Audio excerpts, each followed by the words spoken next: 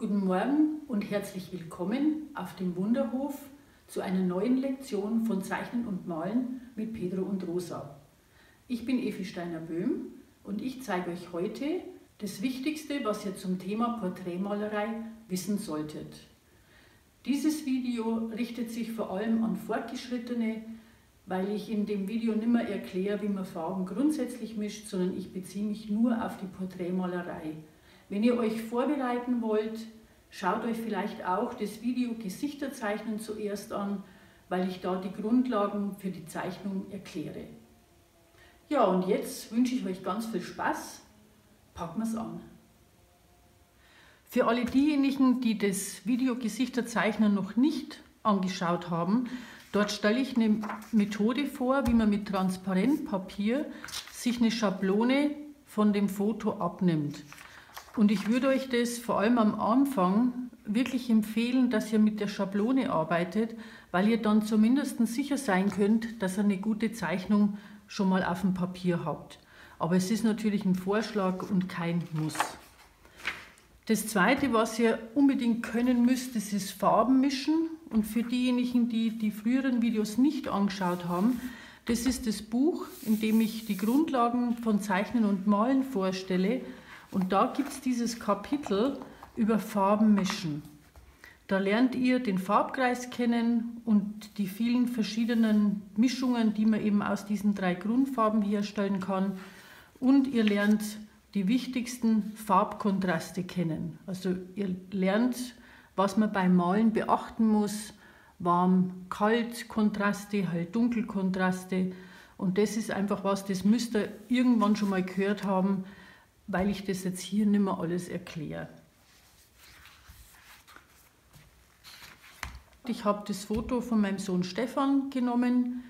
Auch beim Malen gilt natürlich, ihr müsst die Person, die ihr malen wollt, fragen, ob ihr das dürft. Und wenn ihr das hinterher ausstellen möchtet, müsst ihr auch die Person fragen, ob sie damit einverstanden ist, wenn ihr das veröffentlicht. Stefan ist einverstanden und deswegen darf ich das unbesorgt nehmen. Bevor wir uns aber an die Arbeit machen mit dem Gesicht, solltet ihr euch auf einem kleinen Karton zunächst einmal die Farben mischen, die ihr im Gesicht später braucht. Ich mache mir immer so ein kleines Muster. Ich überlege mir, okay, welche Farben passen zu dieser Person. Das vom Stefan, das sind jetzt eigentlich sehr viel gelbliche Farben. Brauchen wir wahrscheinlich mehr so diese Orange-Palette. Und ich überlege mir, ich habe eine beleuchtete Seite, da brauche ich mehr warme Farben. Und ich habe eine Seite, die im Schatten ist, da brauche ich mehr kalte Farben.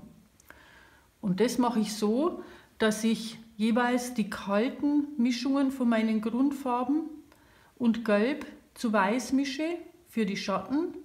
Und für die warme Seite nehme ich die warmen Grundfarben mit Weiß und Gelb. Wir fangen also an mit Weiß und geben jetzt ganz wenig Gelb und ganz wenig Rot dazu. Und ihr seht, dass das schon fast so wie eine Hautfarbe ergibt, ne? So ein bisschen rosa. Ich trage das jetzt mal einfach auf.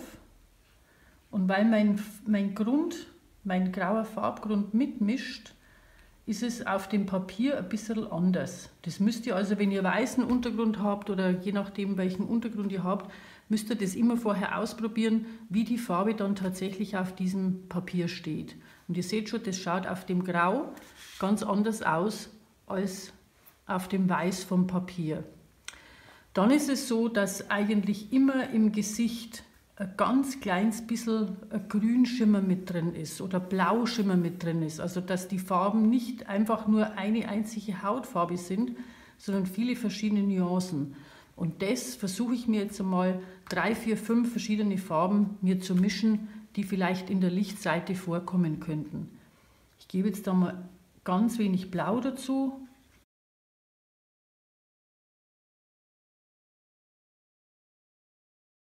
Dann gebe ich mehr Gelb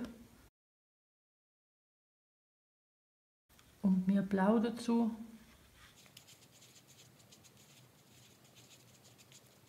Dann kriege ich so ein bisschen bräunlichen Schimmer, ein bisschen gelblichen Schimmer.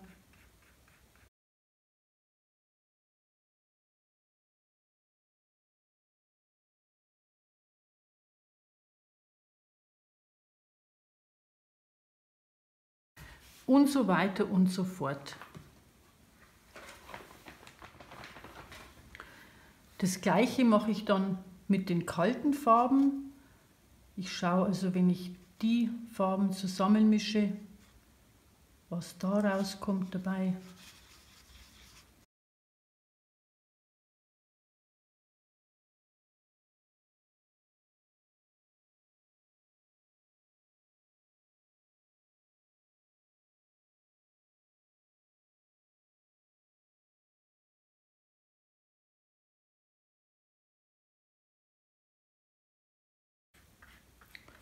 Und wieder und so weiter und so fort.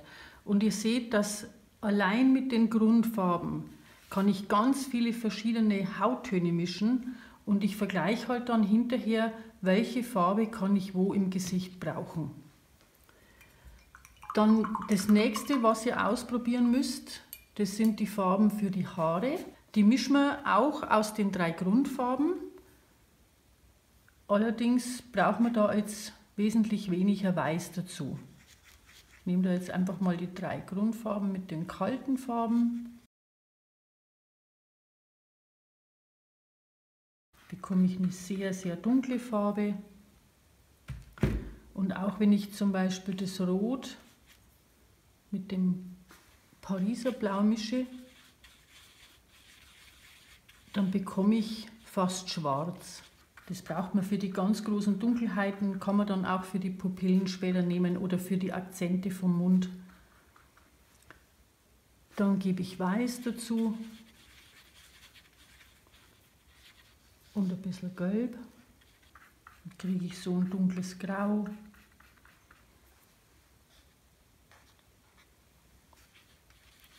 Und wieder Rot und Gelb dazu. Dann wird das Ganze wieder braun.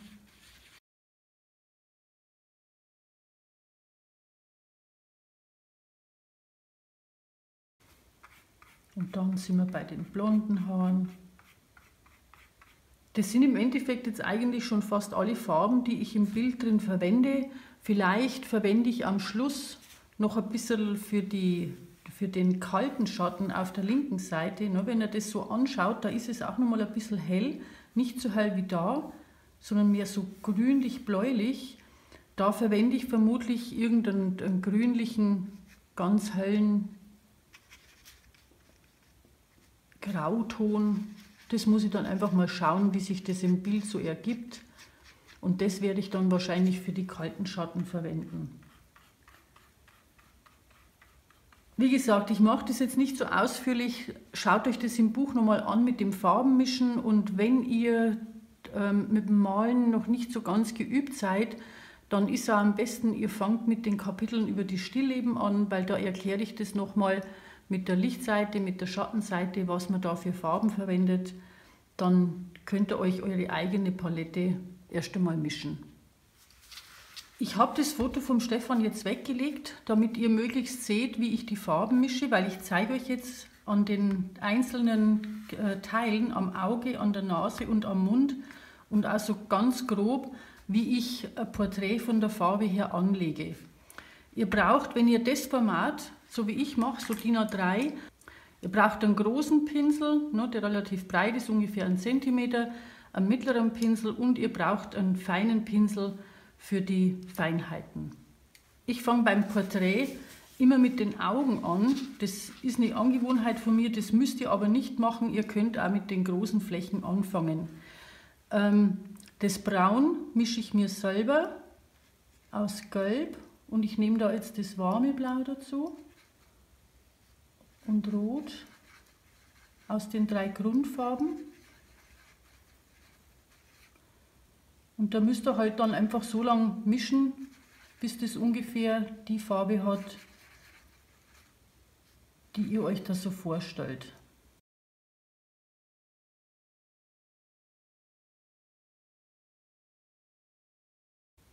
Dann male ich die Iris aus. Und wenn ihr das Video von Gesichterzeichnen angeschaut habe, da habe ich das erklärt. Bei den Augen ist es so, dass die Iris immer auf der gegenüberliegenden Seite vom Licht heller ist als in der Lichtseite. Das glaubt man eigentlich nicht, ist aber tatsächlich immer so. Das heißt, ich nehme jetzt für die Schattenseite der Iris, mache ich mir ein bisschen einen helleren Braunton und wische das gleich so ein bisschen in die feuchte Farbe rein, dass das auf der Seite so ein bisschen heller wird.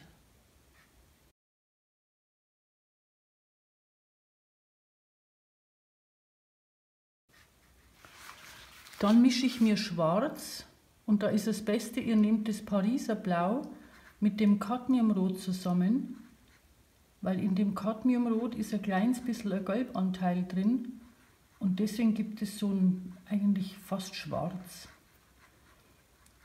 Und ich persönlich nehme schwarz nicht so gerne, weil schwarz in der Natur eigentlich rein nicht vorkommt, sondern weil das immer ein kleines bisschen abgetönt ist. Weil in dem Schwarz spiegeln sich ja einmal alle Farben, die in der Umgebung sind und deswegen ist ein gemischtes Schwarz immer natürlicher.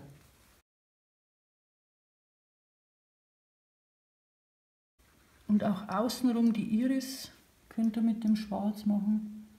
Das vermischt sich dann immer noch ein bisschen mit dem feuchten Braun.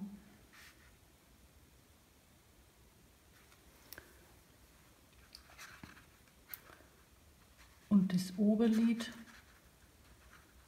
wo also die Wimpern so ein bisschen sichtbar sind, das kann man ruhig auch mit einem sehr dunklen Farbton anlegen.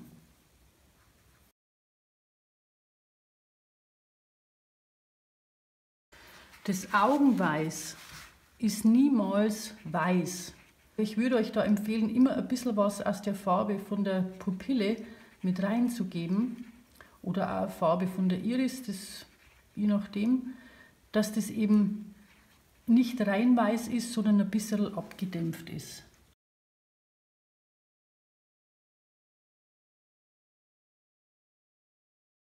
Und da vorne der Tränenkanal, der ist immer so ein bisschen rötlich, das wisst ihr vielleicht, wenn ihr in den Spiegel schaut, ein bisschen so rötlich angehaucht.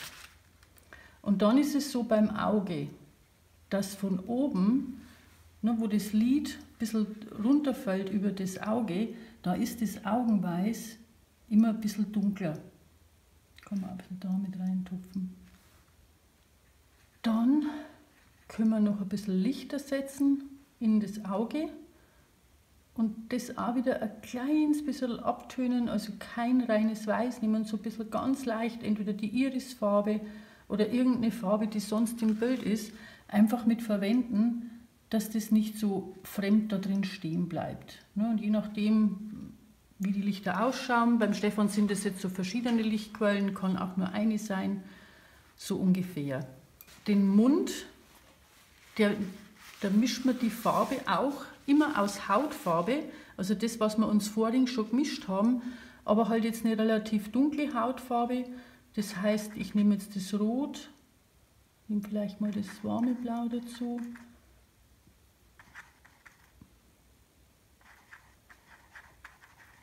Und ein bisschen Gelb. Kann noch ein bisschen gedämpfter werden. Also das ist auf gar keinen Fall so rot wie die Lippen, wenn die Frauen sich die Lippen schminken. Und da ist es genau wie beim Zeichnen auch so, die Oberlippe ist immer dunkler als die Unterlippe. Und für die Unterlippe brauchen wir jetzt einfach ein bisschen Weiß dazu. Ihr könnt es vom Farbton her dann ein bisschen wärmer machen, indem man noch ein bisschen helleres Rot dazu gibt. Das müsst ihr aber immer gucken, ob das dann noch passt, ob das nicht zu rot schon wird. Man muss das auch dann oft hinterher, wenn dann die andere Farbe aufgetragen ist, muss man das dann nochmal korrigieren und einfach nochmal drüber malen. Und da, wo das Licht auftrifft, seht ihr ja ihr seht ja das Bild vom Stefan eingeblendet. Da, wo das Licht auftrifft, da hat man so ein bisschen hellere Stellen auf der Lippe. Meine Porträts entstehen ganz viel mit ganz vielen Übermalungen. Das werdet ihr am Schluss, wenn das Porträt fertig ist, werdet ihr das sehen. Deshalb mit der ersten Farbschicht, die ich auftrage, würde ich das niemals schaffen. So, und jetzt habe ich die wichtigsten Teile für mich schon mal gemacht, weil die Nase, die kann ich jetzt erst malen, indem ich jetzt die Hautfarbe überall auftrage. Und ich mische mir jetzt ganz grob eine warme Hautfarbe für die rechte Seite und eine kalte Hautfarbe für die linke Seite. Die habe ich von vorhin noch übrig. Dann nehme ich jetzt einfach ganz viel Weiß.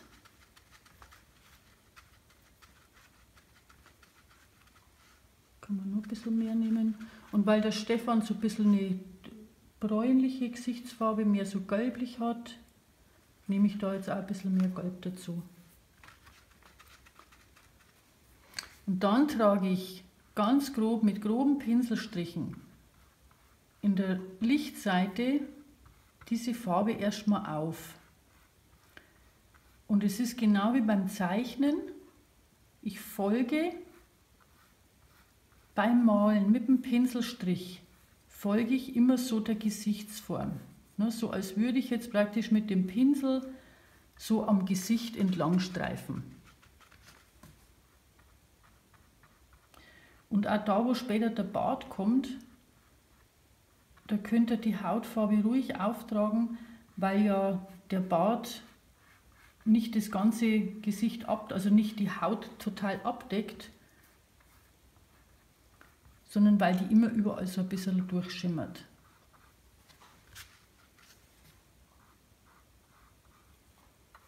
Das Ohr nicht vergessen.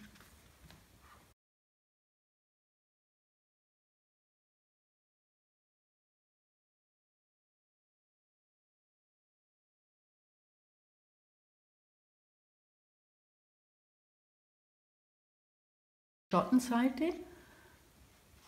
Könnt ihr ruhig da reinmischen, das macht nichts, weil der Farbton ist ja auf jeden Fall im ganzen Gesicht vorhanden. Aber ich nehme jetzt da eben die kalten Ausprägungen. Ich nehme das kalte Rot, das kalte Blau und Gelb dazu. So, und dann trage ich wieder mit groben Pinselstrichen jetzt einfach mal diese dunklere Farbe in der Schattenseite auf.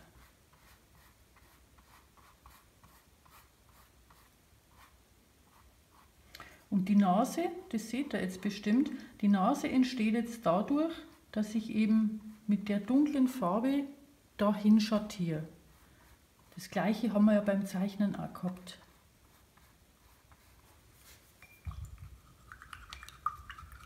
Dann trage ich jetzt als nächstes noch ganz grob die Farbe für die Haare auf.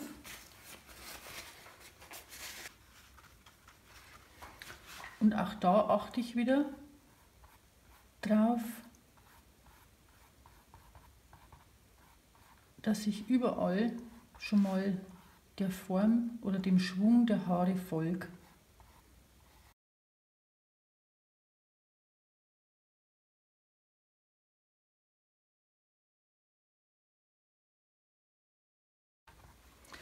Weil ihr nur dann abschätzen könnt, wie die Farben miteinander wirken. Und das ist beim Porträt halt so wahnsinnig wichtig, dass man zunächst einmal einen groben Farbauftrag hat, dass die Farben im Bild dann auch gut zusammenpassen. Dass man dann merkt, okay, da muss ich jetzt dann einen Übergang herstellen, zwischen den Farben einen Übergang herstellen mit der Nase. Und ich muss jetzt auch den Hintergrund und auch grob da unten das T-Shirt anlegen, dass ich alle Farben, die im Bild vorkommen, schon mal verwendet habe, damit ich weiß, wie ich dann die nächste Farbschicht drüber legen muss. Ich habe den Hintergrund jetzt auf der linken Seite schon mal mit einem hellen Grün angelegt und für die rechte Seite brauche ich jetzt ein sehr dunkles Grün und da nehme ich aber ein kleines bisschen Rot mit dazu, damit es so richtig ganz dunkelrot wird, also dass es nicht giftig wird. Der Hintergrund, das haben die alten Meister sehr oft angewendet, ist immer so ein guter Trick, die halt Dunkelkontraste zu verstärken. Wenn ihr auf der Lichtseite den Hintergrund sehr dunkel macht, so wie ich jetzt, und auf der Schattenseite, wenn da der Hintergrund wesentlich heller wird. Also wenn ihr mal in einem Museum seid und schaut euch das Porträt von einem Rembrandt oder irgendeinem großen Porträtisten an, dann seht ihr immer, dass die das total gut beherrscht haben, das Licht so hinter der Person vorbeifließen zu lassen. Und das entsteht eben, wenn die Schattenseite sehr dunkel ist und der Hintergrund dann so hell vorkommt, dann schaut es so aus, als wäre die Person so von Licht umflossen. Wenn ihr den Hintergrund anlegt, ruhig so ein bisschen in die Haare schon mit reinmalen, da malen wir dann hinterher immer drüber, ne, damit man so das Gefühl hat, dass das sich ganz natürlich in der Umgebung bewegt. Ja, das ist jetzt so der ganz, ganz grobe Farbauftrag. Und jetzt kommt eben als nächstes, dass ihr mit einem feineren Pinsel diese ganzen Rundungen vom Gesicht rausarbeitet. Und im Endeffekt ist es ganz ähnlich so, wie es beim Apfel ist, wie es bei den Vasen ist, beim Stillleben ist. Ihr müsst halt immer gucken, wo sehe ich eine Rundung, wo sehe ich was Helles, wo sehe ich was Dunkles. Und in der Lichtseite mischt ihr auch die Schatten immer aus den wärmeren Farben und in der Schattenseite mischt ihr die Schatten aus den kälteren Farben. Ich zeige euch das jetzt mal nur noch an ein paar einzelne Stellen, weil das wird sonst wahnsinnig lang dauern, das Ganze zu malen, weil ich normalerweise für so ein Porträt brauche ich mindestens 4 bis 5 Stunden, weil ich ganz oft übereinander male. Gut, ich mische mir jetzt für da oben, für die Stirn, so eine Farbe aus den warmen Farben, aus den warmen Grundfarben. So, und dann könnt ihr mit dieser mittleren Farbe jetzt so diesen Übergang herstellen. Und dann müsst ihr halt einfach gucken, wo sind da die hellen Stellen. Also der Stefan hat da zum Beispiel so ein bisschen dunkle Stelle, auch über den Augenbrauen ist es ein bisschen heller. Dann geht es am Haaransatz an der Seite runter, wird es ein bisschen dunkler. Ne? Und es macht jetzt auch nichts, wenn die mal ein bisschen rötlicher, mal ein bisschen gelblicher sind. Ein Gesicht ist nie einfarbig, das hat immer verschiedene Farben.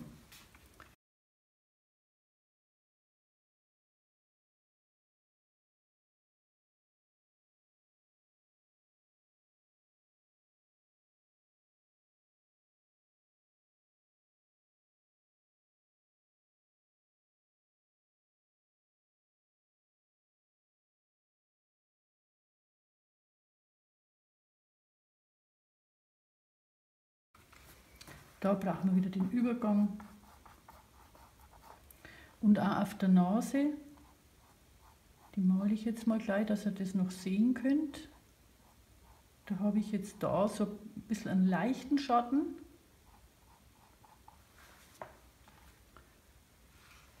Und die Nase, weil die am nähersten da ist, das ist in der Regel auch die wärmste und die hellste Stelle im Gesicht.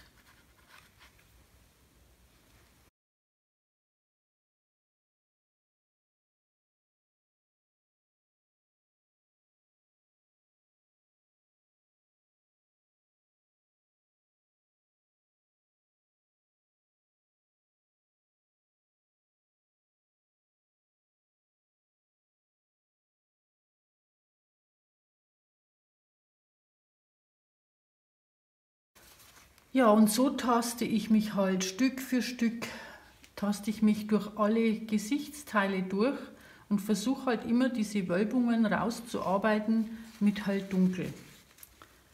Ich mache jetzt mal noch die Augenbrauen, dass ihr das noch gesehen habt, weil das auch, glaube ich, ganz wichtig ist. Da müsst ihr vorher ganz vorsichtig ein bisschen die Hautfarbe drunter legen, aber aufpassen, dass ihr die Augenbrauen nicht verdeckt.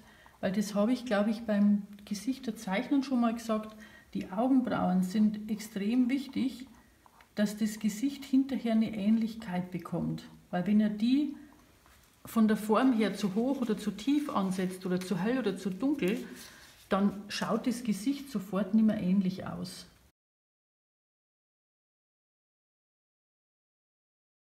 Also aufpassen, dass er die halt jetzt nicht irgendwie so hoch bürstet, sondern dass die wieder diesem Lauf der Haare folgen, ne, so wie die tatsächlich gewachsen sind. Die werden jetzt dann später noch sehr viel dunkler, weil die vom Stefan natürlich auch sehr viel dunkler sind. Auch die Haare werde ich nur ganz viel formen, eben indem ich diese einzelnen Pinselstriche nachfahre. Das gleiche gilt für den kleinen Bart, den man da so sieht, ne, der so am Rand vom Gesicht so ganz leicht sichtbar ist. Der ist ganz dünn. Ich zeige euch jetzt nur noch diese Konturen, wie ich die noch anbringe.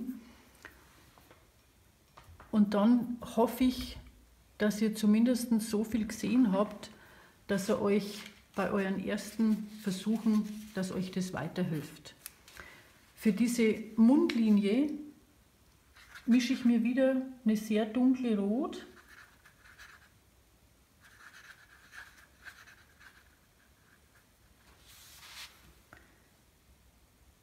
Und da ist eben so ganz wichtig, dass man so diese kleine Vertiefung da drin hat.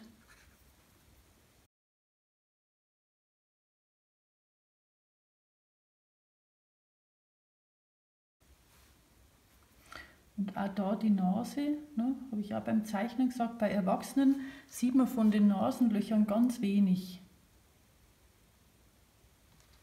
Darf man wirklich nicht mehr sehen. Kann ich mal gleich da die Wimpern noch mal ein bisschen nachzeichnen.